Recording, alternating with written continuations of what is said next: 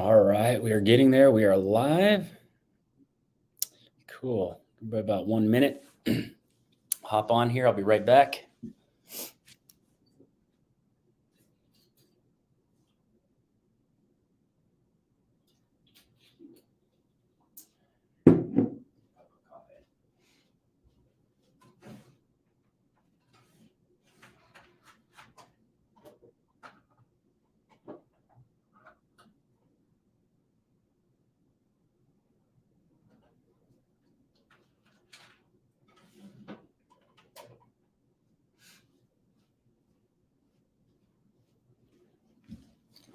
All right, we're going to get going. We got a few viewers, guys. Thanks for tuning in. This is Coach Jerry here with Biohacking Truth. And if you're not familiar with what I do and what we do as a company, well, there's a number of ways you can describe it. Basically, we teach people to be self-sustainable so they can avoid the pharmacy or the surgeon's table. Find a high level of optimization in your life and whatever's standing in your way, whether that be back pain, lack of energy, excess weight, just feeling lost in life. We help you source and reverse that. So that's what we do. Health coaching in a nutshell. All right. So guys, today I want to talk about something that's been coming up quite a bit lately, and that is New Year's resolutions. Kurt Kilgore, Captain Kurt, what's up, buddy? And that's New Year's resolutions. So this is coming up quite often right now, as you might imagine. And this might be something that you've danced with in your past as well. And that's the New Year's resolution dance. So come January 1, we have this goal, this motivation. What's up? Not much, Kurt, man. What you been up to this winter, man? Type it in the chats. What do you guys do in the off season? You guys getting those SUVs rocking? Still doing those trail tours? My man Kurt, if you guys are ever in the Whitebird area, you check out Kurt Kilgore Adventures. He'll take you up the Hell's Canyon. It's a freaking amazing adventure, once in a lifetime trip. But anyway, New Year's resolution. So like we've all been there. We set a resolution. Usually it's centered around weight loss or quitting smoking or drinking or something like that. And we give it the old college try for a while. Eugene, the man, Trufkin. We give it the college try for a while and then it fizzles out. And a couple weeks ago, I did a live on motivation, which is very heavily tied into this topic. So today we're not going to talk about motivation. We're going to talk about state of being. And we're going to talk about why it is that these plans fail. And a lot of it has to do with the motivation I talked about a couple weeks ago. But what I want to talk about today is setting our intention for our resolution. Like, what is our intention? Hint, it's not to lose weight. It's not to quit smoking. It's not to quit drinking. Ultimately, our goal is just to find a new state of being. So we find ourselves in a state of being that we find suboptimal. It's producing undesirable outcomes, undesirable thoughts, undesirable emotions. And the proper way to go about setting forth a plan for any change involves a formula that looks very similar to this. And this is my personal formula that I utilize with my clients and with myself. I find it very, very beneficial. And if it resonates with you, feel free to adopt it. You're more than welcome to.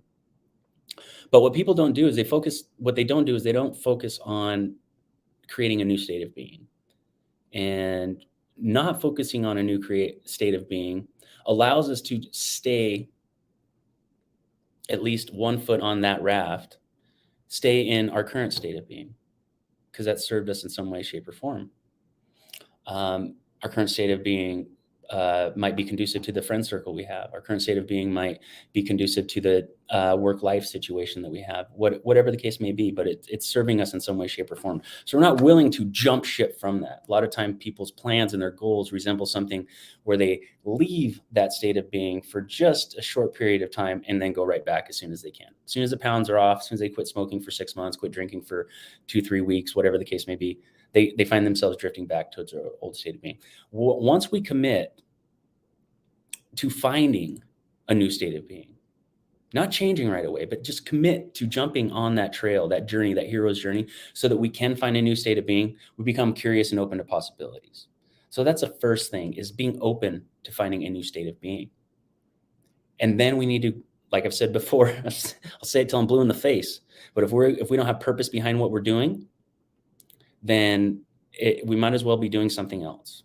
Because as soon as that purpose fizzles out, guess what? Our white hot top down motivation is gone already. Okay. So we need purpose. Number one, why are we doing anything? What's our big picture? What's our big legacy? When I'm laying on my deathbed, my grandkids are staring at me, saying goodbye. What are they looking at? And what are they saying?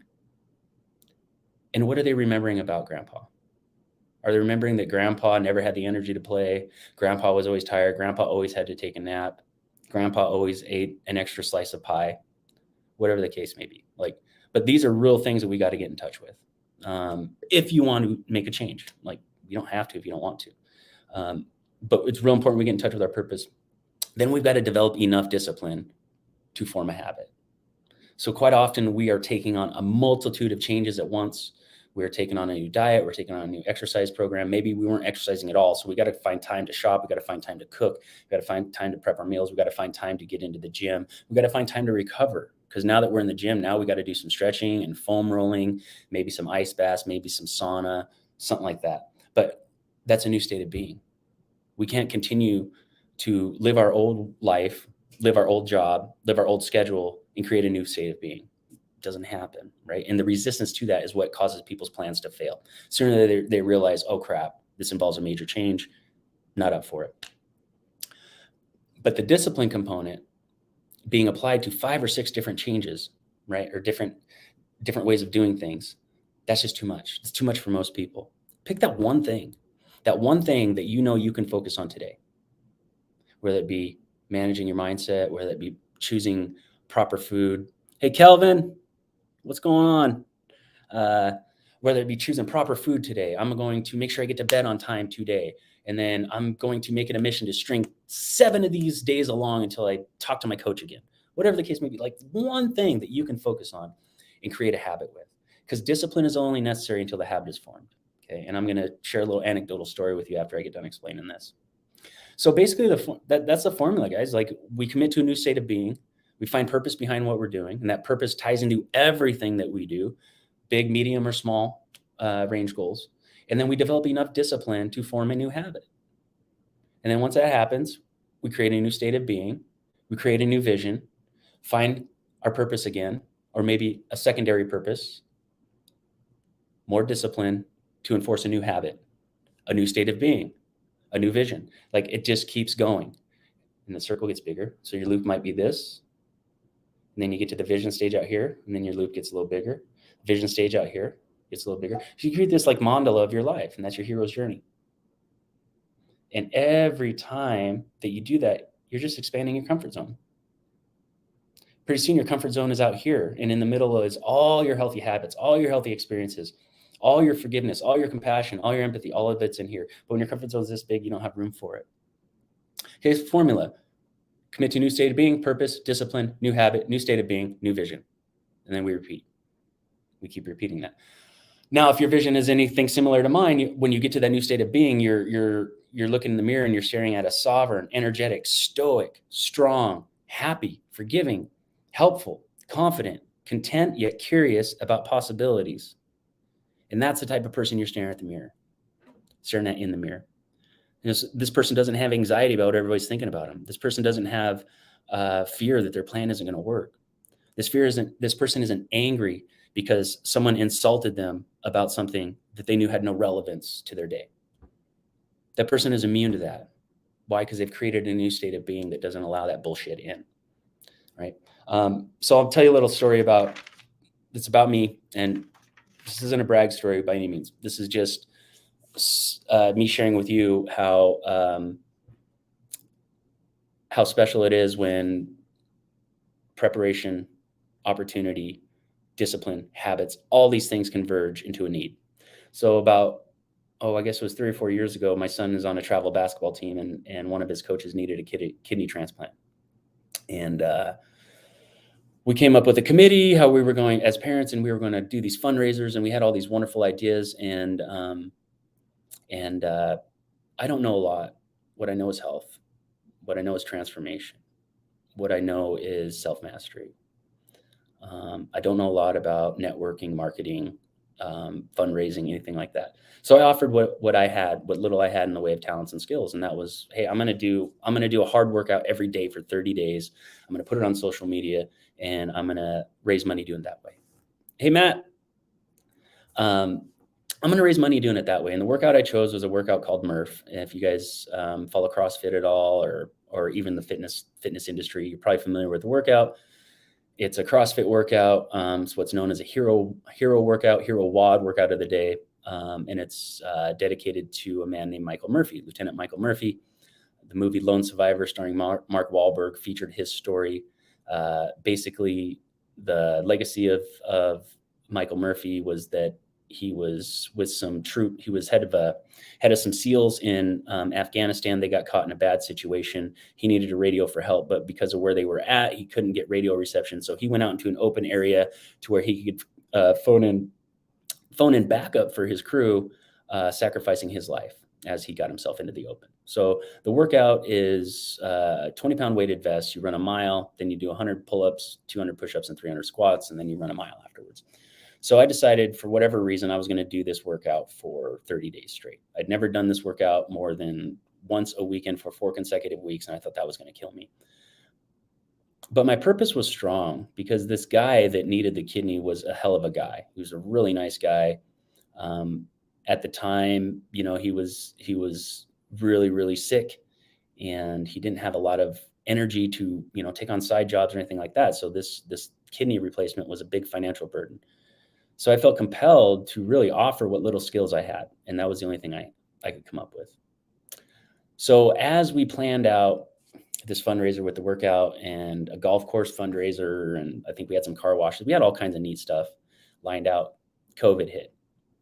So when COVID hit, the gyms closed down, all gatherings closed down. So basically all of our fundraisers were just squashed. Even mine, I couldn't do it. I was like, what the hell? So I was day 6 or 7 into this workout challenge out of 30. And if I'm being honest, when gyms closed down, I went right to, I guess I can't do Murph 30 days in a row. That was the first thing. Can't do Murph 30 days in a row. And I started asking myself, is that true? Is that true? Is there a place you can do this workout? And if so, you have to, because this is in line with your core values: integrity, honesty, doing things for others, expecting nothing in return. And I stumbled across this workout place at a local park, and the workout place was closed because of COVID. Outdoor workout place closed because of COVID. So I checked into my heart and soul, had a little prayer, and the answer I got was do it. So I did it. There was no challenge as far as being able to show up. The challenge was in the workout, of course. But there wasn't even a question in my mind after that initial obstacle. There wasn't even a question in my mind. There were days where I couldn't move, where I woke up and literally had to foam roll for an hour and stretch for an hour. And I don't recommend this abuse of your body. This is not how I typically train. But there was never a decision to quit, or even a thought to quit. There was a little bit of relief when I thought I had to quit, I'll be honest. But it didn't last long. So what caused that? Am I a badass? No, I'm not a badass at all. Not even close. Quite the opposite. Not a badass at all. But I had formed this habit of the gym. And when I wake up in the morning, I don't even think about it. My socks are on, my shorts are on. I'm halfway through my morning routine before I realize what I'm doing. And that required a lot of discipline, but not all up front. We're talking a month of extreme discipline to wake up first thing and not look at my phone. And maybe along that month was also to get water first thing in the morning before I get caffeine. And then another month of not checking social media first thing in the morning, and emails and text messages and things like that. And then another month of deciding that the morning was my favorite time to work out. So as you can see, this wasn't this big push where I just put on this helmet and this suit of armor and was just I am going to be extremely disciplined for this amount of time doing these 10 things that I don't do right now. It was one at a time over the course of several years. But had I slacked on that, had I not been in touch with my core values at any point during the formation of any of those habits, they wouldn't have solidified. And I can't tell you how many I tried to pick up, but I didn't solidify because I didn't utilize this formula. What I'm talking about now is just what stuck. It's just what stuck. So that's what I mean about how discipline isn't what we think it is. We look at people like Jocko Willink and David Goggins, and Joe Rogan, like all these people, and we're like, man, they're superhuman, right? They're getting up, they're doing it every single day. It's because they don't know what they would do if they didn't. That's why. We watched David Goggins' last episode with Joe Rogan. He's talking about how his knee was jacked up, and he was running 240-mile races on a knee that had no cushion, and 100-mile races on a knee that had no cushion. Does that make him a badass? Or is he just resisting something? Like, is he going to exercise because there are thoughts and emotions that he doesn't want to face? He doesn't know what to do if he doesn't run. Now, he's very put together. He's very squared away. So that shit lasts about a month. And then he's like, okay, I'm never running again. I'm going to find something else. Right? So that's a guy who's in touch with his demons. Maybe he isn't about absolving them or getting rid of them. Maybe he's just about letting them be in his space. He's going to run with the demons. He's going to fight with the demons, but he's going to keep them close. Everybody's got their own strategy. So what I just talked about was like how to get to a new state of being. But what I want to talk about is a starting point right now. And the starting point is where so many of us are at right now, as a whole, as a collective. I've done many podcasts, many lives, many posts. I'm sure you guys are fully aware of what my stance is on the matter of the current state of our health and well-being and fulfillment and happiness. And here we are, the most complex organic organism ever discovered in the solar system. For all intents and purposes, the most intelligent organism ever found, based on how we measure intelligence anyway. And yet we are walking around just completely lost, and we can't figure it out as a populace. Now, if you disagree, put something in the comments. We can definitely talk about it. Now, is there hope? Yeah. Are people waking up? Yeah. Are people seeing the value in enhancing themselves, not as a selfish means, but so you can show up to the world best possible way that you can? Yeah, we're starting to see that. But there's still a lot of work to be done. So the current state, where are we at right now? Where's everybody's starting point? Like, it's usually something like this. Like, we're addicted to the matrix. We're addicted to comparing ourselves to other people. I don't know how many times I've heard, like, whenever someone has a birthday, right? It's like a depressive moment for them because they start seeing people on social media that are their same age and where they're at and what they have and where their kids are going to school and what have you. But we're addicted to the matrix. We're addicted to this comparison system. And it's because we don't know who we are. We don't know what we value. We don't know what's important to us as a whole, as a collective. And more to the point, at any given moment in time, you could probably pull someone aside and say, why are you doing what you're doing right now? And it probably won't be tied into their big legacy purpose. And I know I beat that drum like so bad, so hard, but it literally is that important. If your big legacy in life, your big purpose in life, your big why am I here isn't played into everything you do in your day, then you're losing touch with your spirituality, you're losing touch with God, you're losing touch with your true essential self. So that's why I say it. But we're addicted to the matrix. We're addicted to comparisons because we don't know who we truly are. We don't know what our value system is. So we look to others to tell us what our value system is. We're in a system that's designed to make us feel like our mission is to produce and consume, earn money, buy a house, buy a car, buy a boat. Money, houses, cars, boats, all those are great if you know why they're important to you. If you know why valuing them is in line with your big purpose, your big picture dream. But we're chasing stuff. Why are we chasing stuff? Because it makes us feel something. Makes us feel accomplished.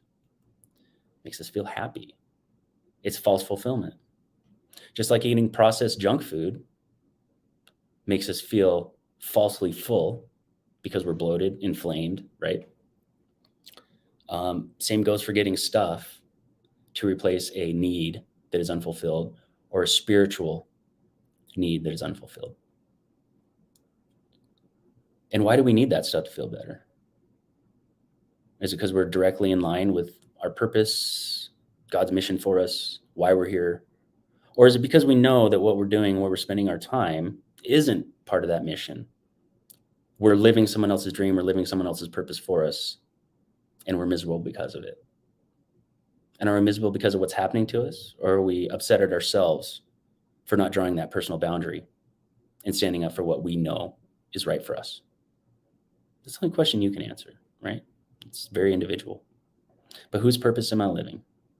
So many of us are in that situation right here. Whose purpose am I living? I've got the money, I've got the cars, I've got the house. But the doctor says I need to change everything. What the hell? This doesn't reconcile, this doesn't jive. Weird how the matrix and reality combine and they don't always reconcile, right? And when that happens, we find ourselves in a position thinking like, oh, I have to get surgery. I have to be on these drugs. I don't have time to exercise. I just don't have time to cook. I just don't have time to shop. I can't plan my meals. And we'll tell ourselves that personal myth, and we will never play the personal myth game and ask ourselves, is that true? Or what else is true? Could the opposite be true? Just being in touch with being able to play those situations out in your mind is a game changer. It's a game changer. We also have cheap and easy escapes because we're miserable, right? We're living someone else's dream. We're chasing after stuff to make us feel better about all this time and energy that we're sacrificing to live someone else's dream. And we have cheap and easy escapes. These are dopamine triggers, right? So we don't even know what abstinence is. We don't know how to abstain from dopamine triggers. We don't know how to save that up and build up our creative energy. Like it's not even a concept for us. But guys, if you're reacting to every single dopamine trigger, every single dopamine hit, right? You're tapping into your adrenaline, you're tapping into your acetylcholine, you're tapping into all these things that that when saved and when stored in your body, you have a surplus of. So when the time to be creative hits, you got it. But if we're just like every time we put 2 ounces in the glass, we're pouring it all out, right? We get a little bit of motivation, a little bit of charge, and we dump it out on something that doesn't matter, a donut, porn, social media, whatever. We'd never get enough to apply towards what we need to apply it to. So we've got alcohol, we've got pornography, we've got junk food, we've got streaming services, 900 of them, $8 a month, like 50,000 new movies out, like whatever you want, just check out for 7 hours. We're here for you, right? Social media algorithms that appeal to your emotions and your sense of anger or sense of compassion and connection. Those algorithms just get you locked in and emotional. Professional sports, we can just sit down and we can watch some young person who's going to make $25 million this year and think about the life they get to live that I don't get to live, right? We get to live vicariously through them instead of manifesting our own dreams. We get to watch pro sports, RX and over-the-counter drugs, right? If I don't feel good, instead of sourcing why I don't feel good, I'll just take a pill and make me feel better. This pill is going to create a multitude of downstream effects, but that's okay. I feel better right now, right? That's survival mode. It's not thriving. But we're looking for fixes. We're looking for escapes. And I'm sorry, but a drug is nothing but an escape from reality in most cases. In most cases. So there's going to be people on here that jump on here and they're going to talk shit and they're going to whine about their insulin and metformin and all that stuff. But I'm here to tell you, most of the time, it's just an escape. It's just an escape. If you're taking insulin, you're taking metformin, you're taking all that stuff. And this is just my opinion, right? This isn't medical advice. But if you're taking that stuff and you haven't made a diet and lifestyle change, if you haven't counted your macronutrients and seen how those macronutrients affect you, compare that to your bowel movements, your energy, your hunger level, your ability to focus. If you haven't done all that and instead you're taking a drug or a hormone, exogenous hormone, you are taking the easy way out. I'm sorry. It's an escape. Like it's a quick, easy fix, objectively speaking. So not that part's not an opinion.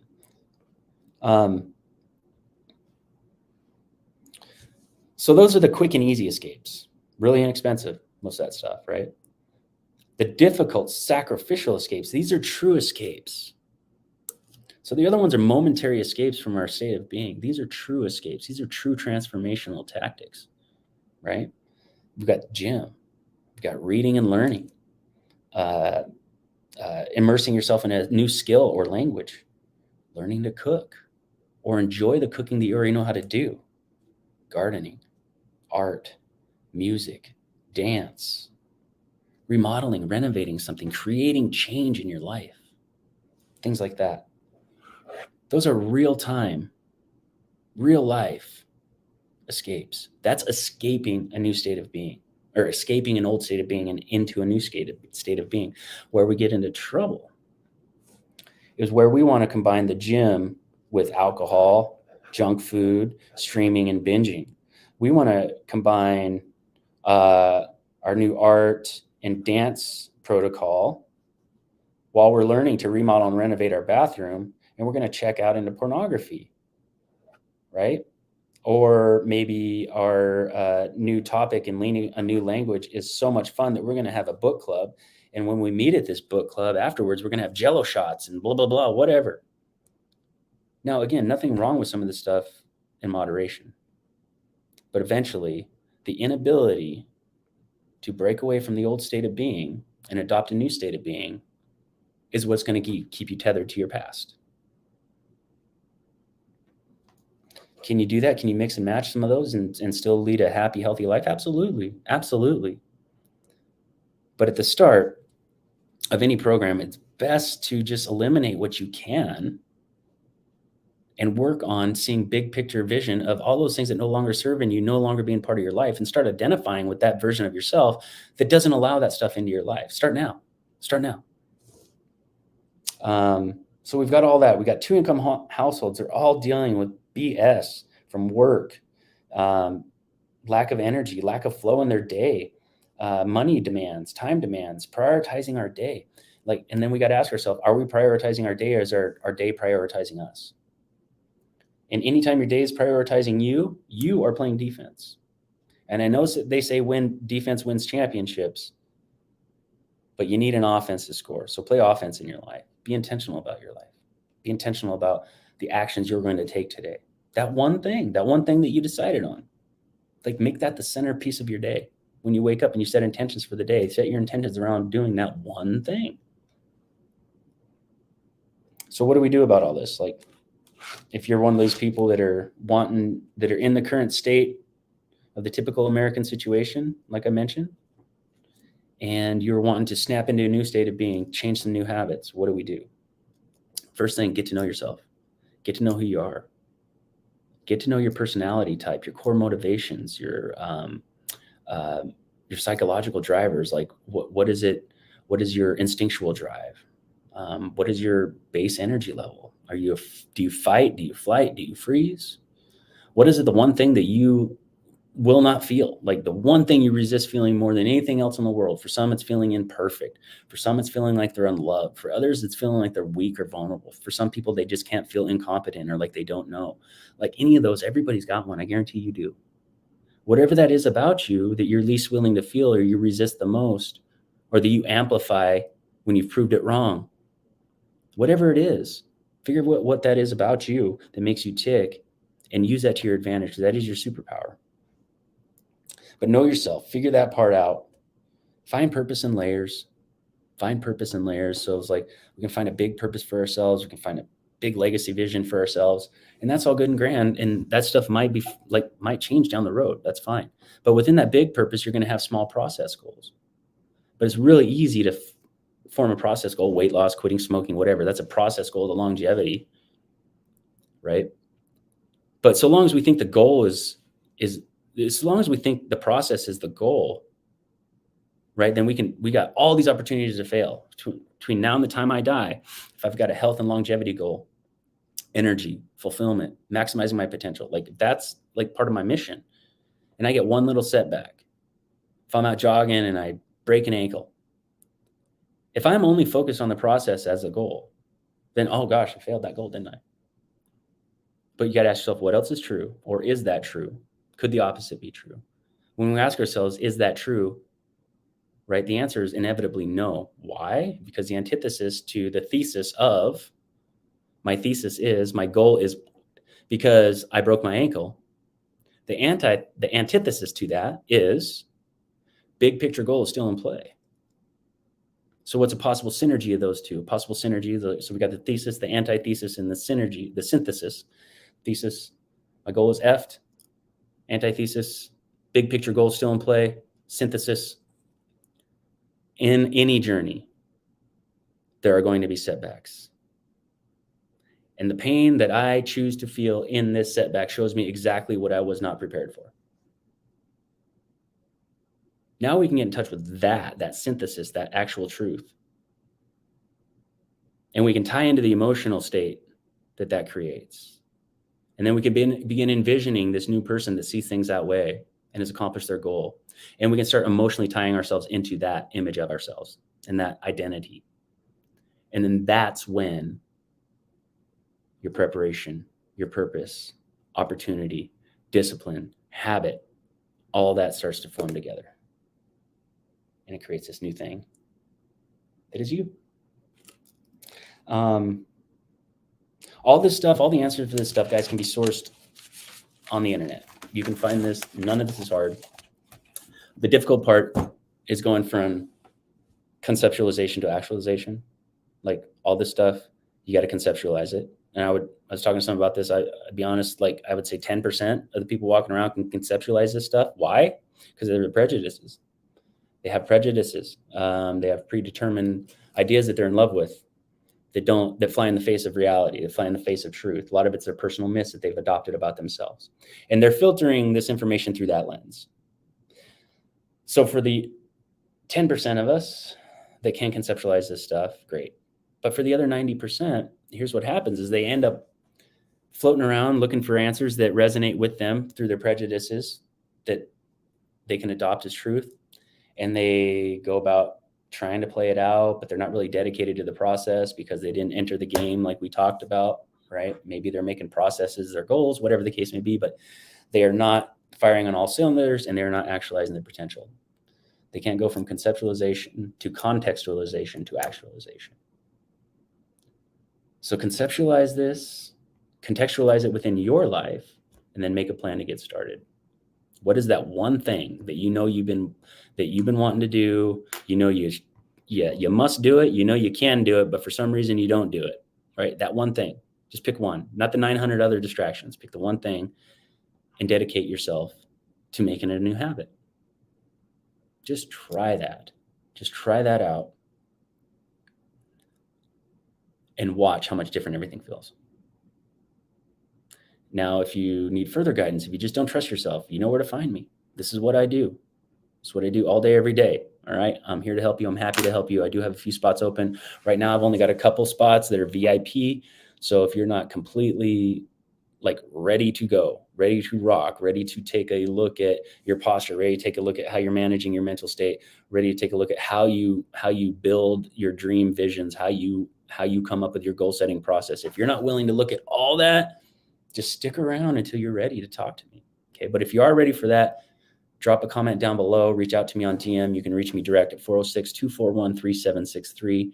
You can email me at any time, jerry@biohackingtruth.com. Let's see what else. I've got a free meditation mini course that I'm offering people. It's a de-stress for those of you that have never gotten into like a deep meditative state when you do your prayer, when you do your daily prayer. Highly recommend going through this mini course. It's like 1 to 3 minutes a day. Some days are 5 minutes. There's a couple like 20-minute long prayer meditation guided on there, stream side. But anyway, it's really made for anybody and everybody. Whatever your attention span is, whatever your focus span is, ability is at the moment, it's made to get you to get centered, relax, unwind, find the spot where you're really at, where you can find perspective. And it also works your focus muscle as well. So teach you to focus, teach you to de-stress, decompress, and you will have the best prayers you've ever had if you've never got to a deep meditative state during your prayers. So if you're interested in that, just reach out to me at the places I mentioned below, the contacts I mentioned earlier. And if there's any comments, questions, concerns, I'll take a look now. I don't know if I can't see my comments now. Here we go. We got a few here. Let's see. Brenda on Facebook. Is it not insane they have to teach people these these basic, what I call common sense? Yeah, sometimes I think it's crazy, but then I just have to go back to where I was, Brenda, when I first started this journey, and I was very much wrapped up in my own ego and my own beliefs about health and fitness. And I was very much that guy that knew everything, yet couldn't find a place in life where I was happy. So I eventually had to reconcile that. But another thing that makes that insane is that insane, but not insane, is that shows the degree of programming that we are under. Like we really think that as a whole, as a collective, that part of our aging process is to be on multiple drugs and to be at the doctor's office and pharmacy all the time. Like, I had a guy just freaking hammer me on Instagram about this, calling me all kinds of names. And it basically, we were agreeing. What I was saying was, yeah, you might have to take drugs at some point in your life, but that's not medicine. It's still not medicine. Even if it's like keeping you alive, it's still poisoning you. You'd live longer without it, put it that way, if you didn't have the disease. But we really believe that's like the thing to do. But what we don't understand is that diseases are caused from symptoms, and symptoms are caused from pathology, and pathology is usually caused from deficiencies, whether it be in minerals, vitamins, nutrients, movement ability, range of motion, whatever the case may be. It's a deficit somewhere in your body, and the best way to heal a deficit is to enrich it, and it's not to create a further deficit in the body. So yeah, on one hand, it's completely ridiculous, but that's if you only know the truth. If you don't know the truth, then the truth sounds ridiculous. That's my take on it. Sarah Beth, great point here, Sarah Beth. If we're not honest about what we want to do or what we can do, we will always be miserable. Amen. That should be a t-shirt, Sarah. Yeah. So for me, what comes up there is resistance. So when people get in that situation where they want to tell you all their obstacles, all their can'ts, we call them the ants, should ants, could ant, would ant. But when they are so protective of their can'ts,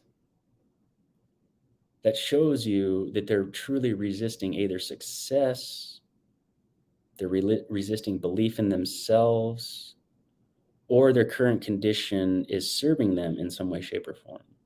So take someone who's like a maternal figure, the martyr archetype, right? The mother hen, that type of person. And this is the type of person that's always others focused, and they're sacrificing of themselves to take care of other people, whether they need it or not. They're there for other people. And that type of person is inevitably going to manifest illness in their life, whether it be consciously or subconsciously, but that is their opportunity to be taken care of. So they're always taking care of other people, and they create an injury or an illness, or they neglect an injury or illness or symptoms of injury or illness until they manifest into being incapacitated, and they get weighted on hand and foot. And that's an extreme example. Another one would be like someone's back pain. So they might not get any attention from anybody. They might not have anybody to talk to. People might think they're faking it. Maybe they're a hypochondriac. I don't know. But whatever it is, that back pain's serving them because they get to see a physical therapist 2-3 times a week. They get to see a doctor every month. They get to see a back specialist every month. They got people asking them how they're feeling, how they're doing. They got people trying to make them feel comfortable. So it is serving them in some way, shape, or form. And some people might get triggered by that. I apologize if that triggers you, but it is the truth. It is the truth. All righty. If there's no other comments, Mario joined, no comment. All right, guys, appreciate y'all for tuning in. It's my honor and my pleasure to share what little I know with you.